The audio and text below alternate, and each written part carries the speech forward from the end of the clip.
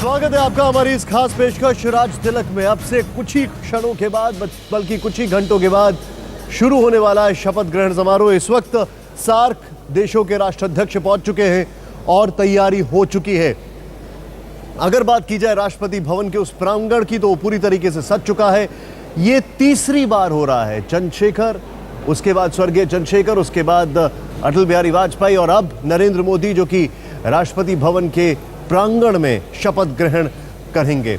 लेकिन अब सबसे बड़ा सवाल यह है कि कौन बन रहा है मंत्री और किसको मिलने वाला है कौन सा मंत्री पद।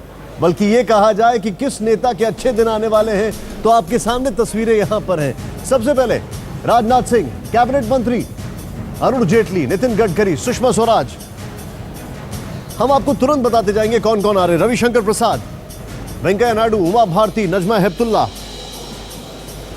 सदानंद गौड़ा, गोपीनाथ मुंडे, राधा मोहन सिंह, डॉक्टर हर्षवर्धन, रामविलास पासवान, कलराज मिश्र, मेनका गांधी, अनंत कुमार, अशोक राजू, अनंत गीते, हरसिमरत कौर, नरेंद्र तोमर, जुएल ओरांव, थावरचंद गहलोत, स्मृति ईरानी। 24 कैबिनेट मंत्री होंगे। अब आपको बताते हैं वो एमओएस राज्य मंत्री जिनको स्वतंत्र प्रभार दिया जाएगा। वीके सिंह, राव इंद्रजीत, संतोष गंगवार, श्रीपद नायक। इसके बाद धर्मेंद्र प्रधान का नाम है, जो कि बिहार से राज्यसभा से हैं। निर्मला सीतारमण का नाम है इसमें। पीयूष गोयल हैं, प्रकाश जावड़ेकर हैं, सोनोवाल जी हैं, श्रीपद नायक हैं, विजय कुमार सिंह हैं, डॉक्टर जितेंद्र सिंह, निर्मला सीतारमण। और अब बात की जाए वो राज्य मंत्री जिनको स्वतंत्र प्रभार नहीं मिलेगा, लेकिन सिर्फ राज्य मंत्री होंगे। वो नाम आपको बताने जा रहे हैं। वो नाम है जीएम सिद्धेश्वरा। इसके अलावा किरण रिज्जू, कृष्णपाल गुर्जर, मनोज सिंह, मनसुख भाई और कई नाम और भी हैं। संजीव बलियान, सुदर्शन भगत, विष्णुदोय सिंह, उपेंद्र कुशवाहा। यानी पूरी तैयारी हो चुकी है। जो सूची है वो राष्ट्रपति को सौंपी जा चुकी है।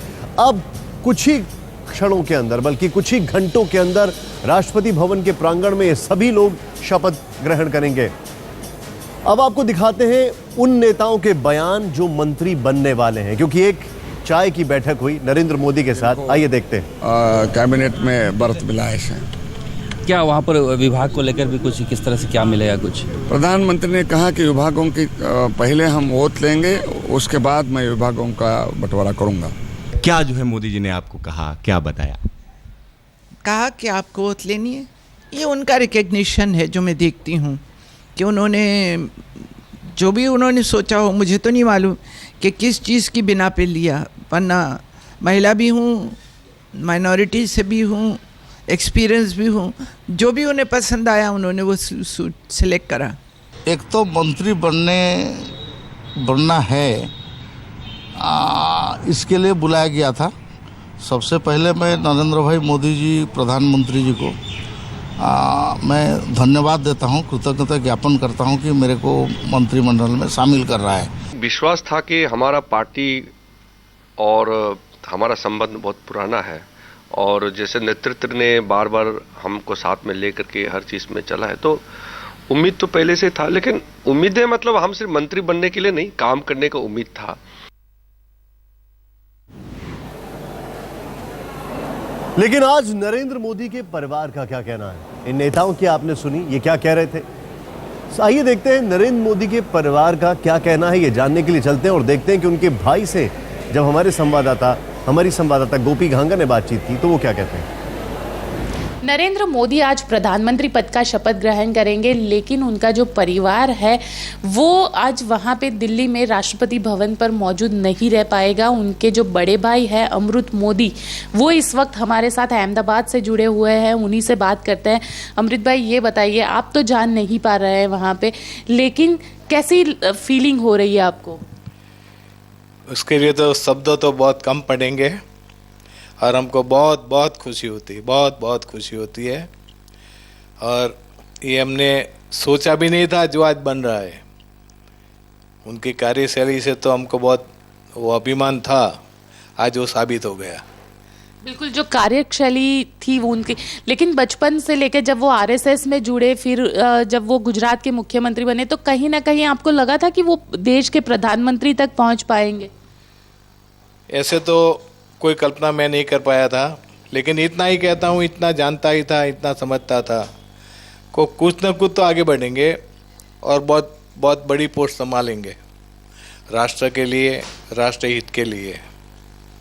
अब पहले से ही उनका जो नेचर था वो किस तरीके का रहा था? सबके साथ कोऑपरेशन बनाने का।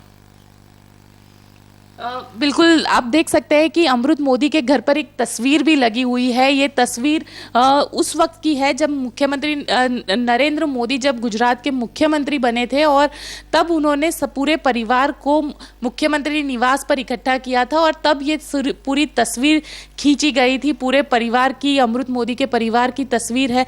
अमृत मोदी के बेटे संजय मोदी भी हमारे साथ मौजूद है। संजय भाई, आप बताइए, क्या कहेंगे आप, किस तरीके की फीलिंग आपको अभी हो रही है? आपके चाचा प्रधानमंत्री बनने जा रहे हैं। अब मुझे तो ऐसा लगता है कि मैं उनकी गोद में पला हुआ हूँ और आज वो आदमी बड़ा प्रधान बन रहे हैं। कुछ समझ में नहीं आता, कुछ बोल नहीं पाता मैं। बिल्कुल, आप देख सकते हैं कि यहाँ पे जो आंसू आंख से आ रहे हैं वो खुशी के आंसू है, क्योंकि लगातार उनके साथ रहे हैं, बचपन बिताया है उनके साथ उनके बड़े भाई ने, और साथ ही पूरी जो उनके दिल की संवेदनाएं है वो लगातार उनके साथ जुड़ी हुई है, और शायद यही वजह है कि आज इतने बड़े मौके पर उनकी आंख से खुशी के आंसू आ रहे हैं। कैमरा पर्सन साजिद आलम के साथ गोपी घांगर, अहमदाबाद, आज तक।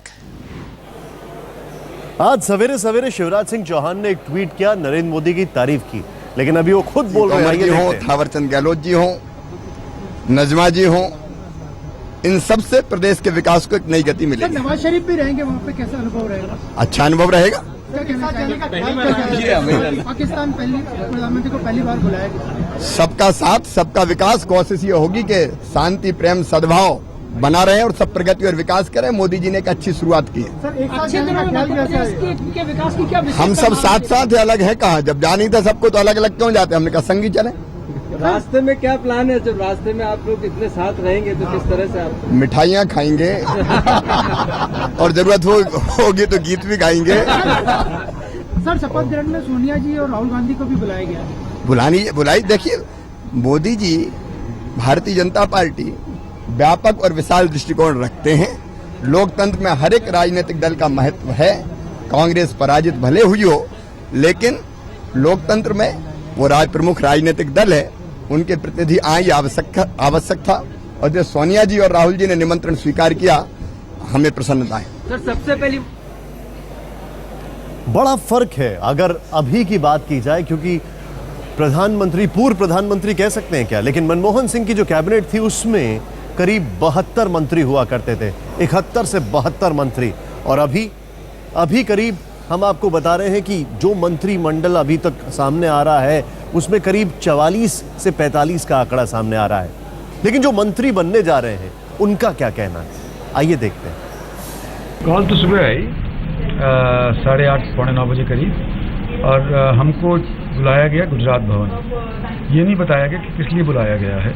वो तो वहाँ जाने के उपरांत मालूम लगा कि जो कैबिनेट के अंदर नाम तजवीज़ थे उनका परिचय एक दूसरे से करवाने के वास्ते नरेंद्र भाई मोदी ने हमको बुलाया है, और वहाँ पे एक दूसरे का परिचय करवा दिया और चाय पिला दी, और शाम के लिए आने के लिए हम चले।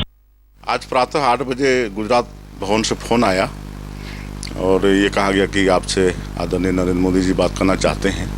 फिर वो सीधे टेलीफोन पर जुड़े। उन्होंने कहा विष्णुदेव जी 9 बजे आपको गुजरात भवन आना है जी, और शाम को राष्ट्रपति भवन में आपको शपथ लेना है। कोई पोर्टफोलियो का जिक्र हुआ, बातचीत हुई, क्या मंत्रालय आपको मिल रहा है? नहीं, अभी पोर्टफोलियो पर कोई चर्चा नहीं हुई है।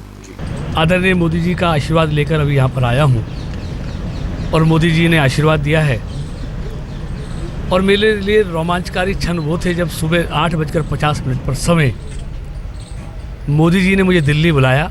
मोदी जी का धन्यवाद भी करना चाहूँगा कि हरियाणा, फरीदाबाद के इतिहास में पहली बार उन्होंने ये सौगात फरीदाबाद के लोगों को दी है।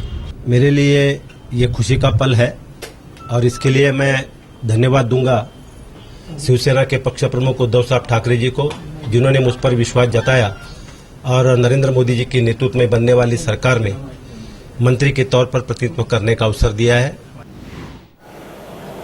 वैसे बड़ी एक रोचक जानकारी आपको देना चाहेंगे और आपको सुन के ये बड़ा अच्छा लगेगा कि उत्तर प्रदेश से 10 मंत्री बनाए जा रहे हैं, महाराष्ट्र से 5 और बात की जाए राजस्थान से तो वहां से सिर्फ 1। हालांकि 25 सांसद आए हैं वहां से जीतकर, लेकिन राजस्थान से जो एक मंत्री बनने जा रहे हैं उनका नाम है निहाल चंद मेघवाल। उनसे बातचीत की हमारे संवाददाता ने, आइए देखते हैं वो क्या कहते हैं। नरेंद्र मोदी के मंत्रिमंडल में राजस्थान से पहला नाम आया है। श्रीगंगानगर से सांसद हैं निहाल चंद मेघवाल उनका। निहाल चंद जी, आपका नाम आ रहा है मोदी मंत्रिमंडल में राजस्थान से। बधाइयां तो लोग देना शुरू कर दिए हैं, क्या अभी औपचारिक आया आपके पास कोई सूचना? नहीं, अभी ऐसा कुछ नहीं है। औपचारिक आने के बाद में हम लोग कुछ कह पाएंगे। बधाइयों का तांता लगा हुआ है, आप लोग भी बधाई दे रहे हो और जनता की तरफ से भी बधाई आ रही है, लेकिन औपचारिक घोषणा हो जाए हम लोग उसका वेट कर रहे हैं। राजस्थान बीजेपी के प्रदेश अध्यक्ष अशोक परनामी भी हमारे साथ हैं। परनामी जी, 25 के 25 सांसद यहाँ से जीते हैं, लेकिन अभी भी राजस्थान को लेकर सस्पेंस बना हुआ है। देखिए, केंद्र में मंत्री कौन बने ये प्रधानमंत्री का जुरिडिक्शन है, उन्होंने तय करना है। हमने राजस्थान प्रदेश हमारे 25 सांसद जिता करके केंद्र में भेज दिए हैं। जो हमारा काम था वो हमने हमारा काम कर दिया। अब आगे का मंत्री बनाने का कार्य आदरणीय प्रधानमंत्री महोदय का है। मेघवाल जी, क्या शाम को जाने की तैयारी कर ली है कि नहीं किया? जाने की तैयारी मेरे तो पहले से थी। मैं एक एमपी होने के नाते शपथ ग्रहण समारोह में जाऊंगा। कटिंग करवा ली है, कपड़े खरीद लिए हैं? नहीं, कहाँ कटिंग करवा ली? मैंने कटिंग नहीं करवाई है, जैसा था वैसे ही हूँ। और अभी तक मैंने पहले जैसे आपको कहा, हमारी जाने की तैयारी, एक सांसद होने के नाते मुझे शपथ ग्रहण समारोह में। ये जो बधाइयाँ मिल रही हैं, क्या कहीं से कोई अनौपचारिक, औपचारिक तो नहीं करे, अनौपचारिक कोई ऐसा संदेश आया है? अनौपचारिक मुझे कार्यकर्ता और मुझे जो हमारे पदाधिकारी करना है वो बता रहे हैं। वैसे हमारे प्रदेश अध्यक्ष महोदय हमारे पास में खड़े हैं। अगर कोई घोषणा होगी तो मेरे से पहले इनको सूचना दी जाएगी, और अगर कोई औपचारिक घोषणा होगी तो मैं आपको जरूर बताऊंगा, आपको जरूर मिठाई खिलाऊंगा। मिठाइयां खाने की बात हो रही है, बड़े खुश हैं लोग। बीजेपी के लोग कह रहे हैं बाकायदा कि अच्छे दिन आ गए हैं। मनोज तिवारी से बातचीत की हमारे संवाददाता ने, आइए देखते हैं क्या कहते हैं वो। हमारे साथ मौजूद है भोजपुरी फिल्मों के मशहूर नायक, गायक और अब उत्तरी पूर्वी से भारतीय जनता पार्टी के सांसद मनोज तिवारी। आइए मनोज तिवारी से पूछते हैं कि सिनेमा से लेकर संसद तक का सफर तय करना कैसा लग रहा है? सिनेमा से पहले भी थोड़ा सा ले जाइए हमको। गांव के गलियों से पैदल 3 किलोमीटर जा के स्कूल में शिक्षा लेने से यहाँ तक का सफर अच्छा भी लग रहा है और बहुत चुनौती भी लग रही है, क्योंकि मैं रोज ऐसा सोच रहा हूँ कि मनोज तिवारी का टेस्ट ले रहा है कि अभी तक तो दायित्व पालन हुआ, ये जो मिला है इसको बहुत अच्छी तरह से इसका पालन करके और बड़ा हीरो बनना है। पालन करना मजबूरी भी है, क्योंकि सरकार भी आपके केंद्र में है और आप ही की सरकार जो है दिल्ली सरकार को चलाएगी भी, आगे आने वाले में भी उम्मीदें आप ही की हैं। हाँ, लोगों की अपेक्षा है, लेकिन मैं उसको मजबूरी नहीं समझता हूँ भाई साहब, इसलिए कि मैं आया तो बहुत सोच समझ के हूँ। इस बार मैं ये सोच समझ के आया हूँ कि जो अत्याचार हुआ है भारत की जनता पे, उससे राहत देना है। लोगों ने आशा के रूप में हमें चुना है, तो हमें उनकी आशाओं पे खरा उतरना है, तो मजबूरी मैं नहीं समझता। नरेंद्र मोदी की कैबिनेट में कौन कौन से मंत्री होंगे, यह भी आपको बताया कि कौन कौन से राज्य मंत्री बनेंगे जिन्हें स्वतंत्र प्रभार रहेगा। लेकिन अब आपको दिखाते हैं कौन कौन से वो राज्य मंत्री रहेंगे, केंद्रीय राज्य मंत्री, स्टेट मिनिस्टर्स। आइए अब आपको उनकी सूची दिखाते हैं कौन कौन वो हैं। इसमें से 2 नाम सीधे सीधे उत्तर प्रदेश से आते हैं। सबसे पहले यहाँ पर जीएम सिद्धेश्वर, इनका नाम है, कर्नाटका से बीजेपी से हैं। मनोज सिन्हा, एक ये नाम है जो कि उत्तर प्रदेश से है। 2 नाम उत्तर प्रदेश से जो सामने आ रहे हैं, यहाँ पर हम आपको तस्वीरें दिखा रहे हैं। उपेंद्र कुशवाहा को आपने देखा, फिर किरण रिज्जू जो हैं ये अरुणाचल प्रदेश से आते हैं। ये उपेंद्र कुशवाहा, थोड़ा वहाँ पे वो स्लाइड मिस हो गई थी। उपेंद्र कुशवाहा ये बिहार से आते हैं। फिर पी राधाकृष्णन यहाँ पर आते हैं अगर तमिलनाडु से बात की जाए। इस स्लाइड को ज़रा चेंज करेंगे। किरण रिज्जू अरुणाचल प्रदेश से आते हैं। केपी गुज्जर की अगर बात की जाए तो हरियाणा से। हरियाणा को इस बार थोड़ा महत्व दिया जा रहा है, जाहिर सी बात है एनसीआर में अगर पूरा प्रभाव बढ़ाना। मैं चाहूँगा पुरानी वाली स्लाइड एक बार फिर से दिखाई जाए, लेकिन उससे पहले राव साहब दबे की बात की जाए। महाराष्ट्र से हैं विष्णुदेव साई, उनका नाम सामने आया छत्तीसगढ़ से, और सुदर्शन भगत जो हैं झारखंड से। एक और नाम जो उत्तर प्रदेश से आ रहा है वो है संजीव बालियान का।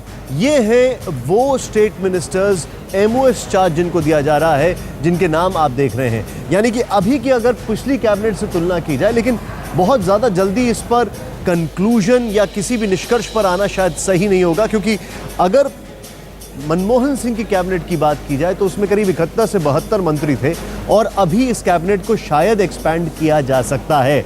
44 से 45 इसमें मंत्री हैं। लेकिन गुजरात भवन से जो एक प्रेस रिलीज आई थी कल, उसके मुताबिक ऐसी संभावनाएं कम दिखाई देती हैं, ऐसी चीज़ें कम होती प्रतीत होती हैं। उसकी वजह साफ है कि नरेंद्र मोदी का कहना है कि बहुत ज़्यादा हमें क्लटर नहीं करना है। एक चीज़ में एक मंत्रालय के अंदर कई मंत्रालय जोड़े जा सकते हैं, और बहुत ज़्यादा भार मंत्री के ऊपर आएगा नहीं, क्योंकि उसको सपोर्ट करने के लिए बहुत सारे वहाँ पर ब्यूरोक्रेट्स होते हैं और वो संभाला जा सकता है।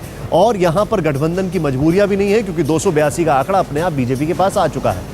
आप कहीं मत जाइए, फिलहाल वक्त हो गया एक छोटे से ब्रेक का, लेकिन हम आपको बता रहे हैं कि क्या क्या हो सकता है, क्या क्या होने वाला है।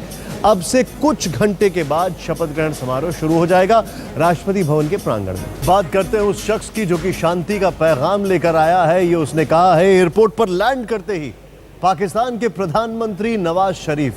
बड़ा खूबसूरत इत्तेफाक, तो देखिए इत्तेफाक कहें या क्या कहें, पाकिस्तान के 18वें प्रधानमंत्री हैं नवाज शरीफ, और हमारे यहाँ 15वें प्रधानमंत्री नरेंद्र मोदी के शपथ ग्रहण समारोह में शरीक होने आए हैं। इनके बेटे हुसैन से बातचीत की हमारे संवाददाता ने, आइए देखते हैं वो क्या कहते हैं। हमारी उम्मीदें तो जो है ना अच्छी हैं, और हम यही सोचकर आए हैं कि इवेंचुअली कुछ ऐसा जो ना हो सके कि जो पाकिस्तान और इंडिया के लोगों के लिए जो है अच्छाई बन सके, और उनके लाइफस्टाइल जो है ना इम्प्रूव हो सके। और सीधे चलते यहाँ पर हमारे साथ हमारी सहयोगी मौसमी सिंह मौजूद हैं ताज मानसिंह से। मौसमी, आपसे एक चीज़ जानना चाहूँगा मैं, बड़ी मज़ेदार बात है, आप ताज मानसिंह के बाहर खड़ी हुई हैं जहाँ पर दीवाने आम और दीवाने ख़ास है। अब हमारे यहाँ कुछ ख़ास लोग आ चुके हैं, उनसे कुछ आम बातें आज होंगी और ख़ास बातें कल होंगी। अभी इस वक्त क्या चल रहा है? बिल्कुल सही निशांत कहते हैं। राहत इंदौरी ने भी कहा कि सरहदों पर पता करो तनाव है क्या, पता करो क्या चुनाव है क्या। एक तरीके से चुनाव का दौर खत्म हो गया है, सियासी बयानबाजी का दौर खत्म हो गया है। दोनों तरफ अब मजबूत सरकारें हैं, और इसीलिए शरीफ साहब ताज मानसिंह में जब आए तो उन्होंने हमसे भी बात की। 2 मिनट के लिए वो हमसे भी मुखातिब हुए, और उन्होंने बोला कि he hopes for a good meeting, एक अच्छी मुलाकात होगी। अमन का पैगाम लेके आया हूँ, शांति और अमन चाहता हूँ, बड़ी बात है। और सरताज अजीज साहब से भी बात हुई जो नेशनल सिक्योरिटी एडवाइज़र हैं उनके, और फॉरेन अफेयर्स के एडवाइज़र हैं, और वो भी बड़ी उम्मीद लगाए बैठे हैं नरेंद्र मोदी के साथ इनकी जो मुलाकात होनी है। बहरहाल हम लोग ताज मानसिंह में हैं निशांत, और यहाँ पे काफ़ी हलचल है, क्योंकि बॉलीवुड के सुपरस्टार सलमान खान अपने पिता और अरबाज खान के साथ यहाँ पे आ चुके हैं, और वो भी नरेंद्र मोदी की स्वेरिंग इन सेरेमनी को अटेंड करेंगे। तो जाहिर से यहाँ पे बिल्कुल हलचल है, चहल पहल है, और लगातार पाकिस्तानी डेलीगेट्स के आने का और जाने का दौर चल रहा है। हुसैन शरीफ जो नवाज शरीफ के बेटे हैं वो भी आए हुए हैं निशांत, और हमने उनसे भी बात करी। आपने सुना कि उन्होंने किस तरह से बोला कि काफ़ी उम्मीद है इस पूरी मुलाकात से, इस पूरी विजिट से भारत की, और जाहिर तौर पे भारत और पाकिस्तान दोनों इसको एक नई शुरुआत के तौर पर देख रहे हैं।